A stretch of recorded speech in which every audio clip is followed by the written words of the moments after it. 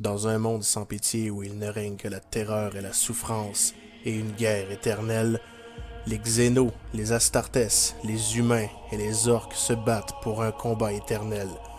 Dans ces histoires, découvrons ensemble l'horreur et les complots qui se cachent derrière tout cela. Bienvenue à Storyhammer. L'honneur du chevalier, partie 3. Cela faisait maintenant des heures que les Iron Warriors et les forces du chaos avaient débarqué sur mon monde, et qu'ils s'affairaient à mettre les miens et mes alliés en pièces. Les hommes de la garde leur résistaient, mais maintenant que les forces démoniaques étaient de plus en plus nombreuses, je les voyais en train de fuir. Malheureusement, les Iron Warriors n'étaient pas les seuls à être venus sur mon monde. En effet, des troupes de Worldbearer étaient là, en train d'invoquer leurs créatures démoniaques pour combattre mes frères. Partout où je posais les yeux, il n'y avait que mort et destruction, et je devais prendre part à ce combat pour empêcher qu'ils avancent plus loin sur notre monde. Mais au moment où je me suis approché des nouvelles zones de combat, j'ai vu que les Guardsmen avaient commencé à fuir. Derrière eux, ils étaient traqués par des chiens rougeâtres qui voulaient les éviscérer et les dévorer. Je n'ai pas pu faire autrement que de m'avancer pour protéger ces hommes. J'ai ouvert le feu avec ma Gatling. En tirant derrière eux, je comptais décimer les uns après les autres les rangs des démons qui les pourchassaient, afin de leur permettre de s'en aller. Mais je n'étais pas seul dans cette bataille. Sur les dessus des buildings, les autres gardemen étaient là et ouvraient le feu, jusqu'à ce que l'un d'entre eux se mette à me parler, et qu'il me dise qu'au loin, il voyait d'autres créatures démoniaques bien plus puissantes approcher. D'après sa description, il semblait s'agir des juggernauts de cornes, de redoutables bêtes de métal vivantes, qui étaient si puissantes qu'elles pouvaient retourner un rhino d'un simple coup de corne. Si je les laissais m'approcher, il y avait des chances que je puisse tomber moi aussi. Mais j'avais un autre problème. Les hordes de légions démoniaques des Worldbearers étaient en train de charger dans ma direction également, et eux aussi, malgré leur petite taille, pouvaient causer des problèmes avec leur nombre. Et ce n'était pas le seul problème qui me préoccupait.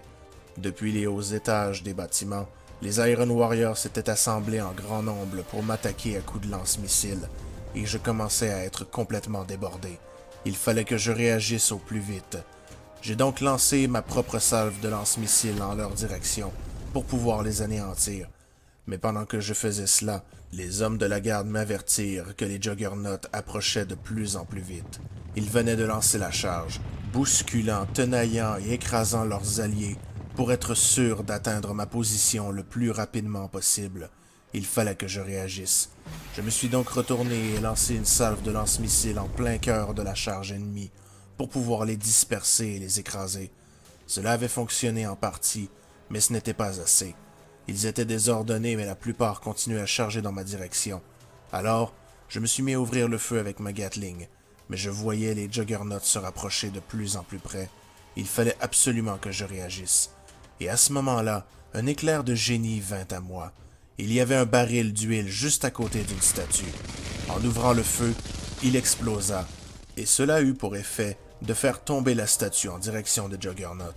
Cela réussit à en écraser deux sur son passage, mais malheureusement, les deux autres contournèrent le restant de la statue et leurs camarades morts et continuèrent leur assaut. Je devais impérativement me débarrasser de ces deux-là avant qu'ils n'arrivent jusqu'à moi, ou sinon, je ferais face à bien des problèmes.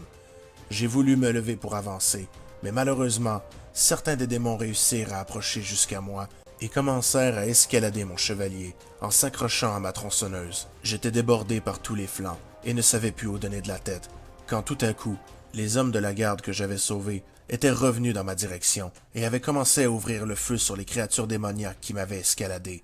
Elles tombèrent les unes après les autres, me libérant et me permettant de pouvoir contre-attaquer. Les hommes de la garde se sont mis à mes côtés et ont ouvert le feu. Ils avançaient avec moi. Tandis qu'ils s'occupaient des Iron Warriors, je décimais les uns après les autres toutes les unités démoniaques qui chargeaient dans ma direction. Ils n'avaient plus aucune chance. À l'aide de ma mitrailleuse, de mes missiles et de mon melta, je les décimais les uns après les autres. Ils s'effondrèrent dans des tas de chairs immondes et brûlées, et je continuais d'avancer. Malheureusement, au bout de quelque temps, je me suis bien rendu compte que ces braves hommes qui étaient venus à ma rescousse avaient été tous tués par les Iron Warriors. Je sentais de la colère émettre depuis mon cœur, et je voulais la vengeance. Je me suis donc mis à approcher dans leur direction en ouvrant le feu. Ils se sont mis à courir lorsque j'ai approché. Ils étaient en train de mourir les uns après les autres, décimés par ma colère. Il fallait qu'il y ait justice, et je réussissais enfin à les faire battre en retraite. Ils couraient et mouraient les uns après les autres, criblés de balles de la tête aux pieds, même si je leur tirais dans le dos. Cela n'avait aucune importance. Ce n'était plus une question d'honneur, c'était une question de vengeance. Les forces du chaos qui avaient envahi mon monde croyaient pouvoir nous mettre en pièces, moi et mes frères, mais ils s'étaient largement trompés. Ou du moins, je m'étais largement trompé. En effet, pendant que j'avançais et que je décimais les traîtres et les hérétiques, une attaque foudroyante vint percuter mon chevalier et me fit vaciller. Je me retournai très rapidement pour faire face à ce nouvel ennemi, et dans l'horreur, j'ai fait face à l'une des créatures les plus terrifiantes que le chaos puisse nous envoyer.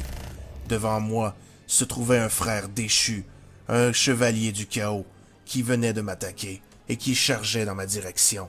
Je me suis rapidement mis en position pour contre-attaquer, mais malheureusement, le chevalier du chaos bloqua ma tronçonneuse et l'empêcha d'accomplir son devoir. J'étais face au plus redoutable des ennemis que les maisons de chevaliers pouvaient faire face, à un autre chevalier, et le combat s'engagea. Nous étions pris au corps à corps. Les coups se donnèrent avec fracas, lui avec son énorme gantelet et moi avec ma tronçonneuse. Mais malheureusement, je ne lui fis pas autant de dégâts qu'il m'en fit. Aussi, de toute la force de son gantelet, il m'envoya au tapis.